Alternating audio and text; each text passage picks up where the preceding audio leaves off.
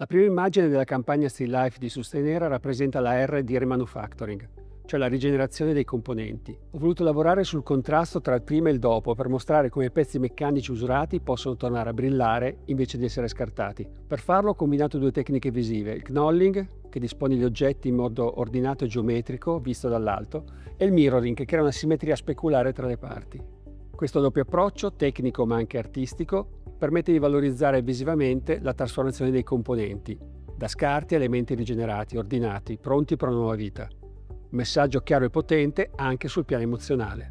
At the center of the composition, there is a remanufactured battery, acting as the pivot around which all other elements revolve.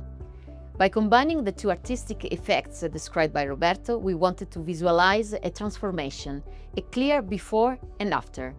On the left, worn components with dark tones show the traces of use. On the right, their remanufactured counterparts appear clean and bright, ready to serve again in another vehicle.